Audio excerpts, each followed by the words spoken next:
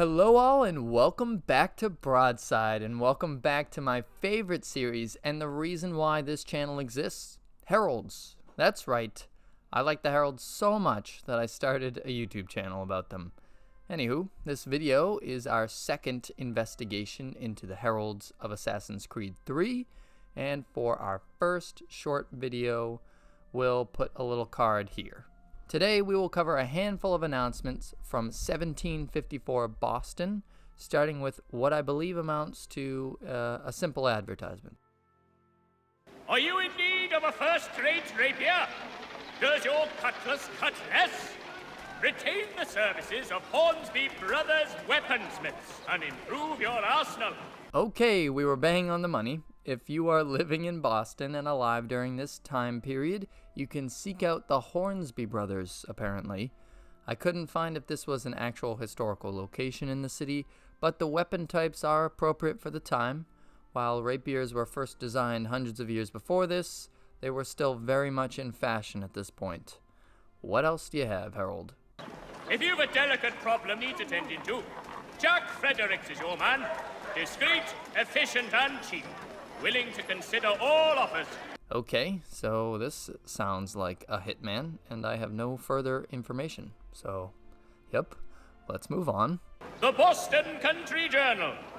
1 penny goes a long way. Okay, now here is something with a bit more meat on it. The Boston Country Journal is probably better known as the Boston Gazette, and this newspaper ran from 1719 to 1798, making its existence here completely logical in 1754. Published weekly, the Boston Country Journal was established by William Booker, the postmaster of Boston at the time. We'll likely see and hear about it, but just to make it clear, newspapers and information in general were at a premium during this period of American history, and this newspaper in particular was especially influential. Particularly leading up to the American Revolution, it came into its own. It would feature contributors such as Samuel Adams and Paul Revere, and go on to print some fascinating and powerful political pieces throughout its tenure, before losing its sway over the public and eventually closing in 1798. Do I have time to go over the Hutchinson letters leak here? Yeah, probably. I think I can do that. Let me be clear here. For more information on this absolutely wild portion of history, I recommend pursuing books such as An Empire on the Edge by Nick Bunker, which gives a better and more in-depth description of what I'm about to recount. To summarize, while in England, Benjamin Franklin acquired letters written by Thomas Hutchinson and Andrew Oliver, then governor and lieutenant governor of the province of Massachusetts Bay, to an assistant to the British Prime Minister George Grenville. Franklin sent those letters to the colonies after reading them and believing that the authors had been furnishing British Parliament with a skewed outlook on the colony.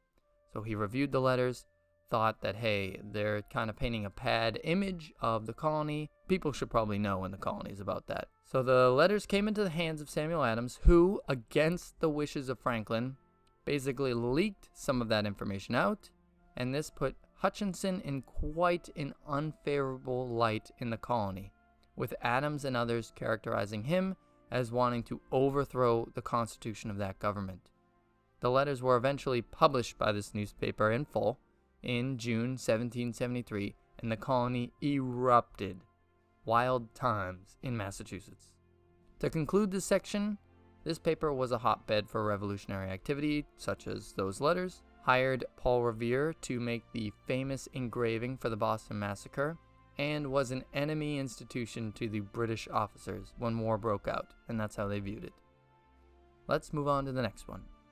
Notice to all citizens that the Mill Pond Bridge has been declared unsafe and should be obviated from your itineraries until such time as repairs have concluded. Okay, so I've mentioned this before, but Boston in 1754 is a different looking place than it was when colonists first settled this land in 1630. And this is because the town grew in population and needed to grow in usable land.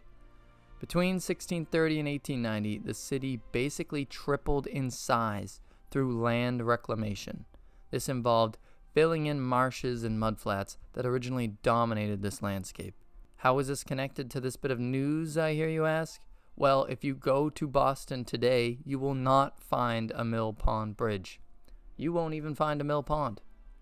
In the 1640s, so 10 years into Boston's English existence, a group of businessmen allowed to build a dam across the mouth of a cove on the northern end of the peninsula. This would allow them to use tides to power mills along this new pond, and this creative bunch named it Mill Pond. Unfortunately, it became a dank and filthy body of water, and the owners lobbied the city to allow them to fill the pond and sell the new land years later. This wouldn't happen until the 1800s, though, so in the game, we should still be able to see the lovely Mill Pond and its apparently broken bridge. This probably deserves its own video and a trip into that city, so that will be all for now. And that's going to do it for us today. Thank you so much for watching and listening. Please leave a like and subscribe for more Assassin's Creed content, and I'll check you later next time.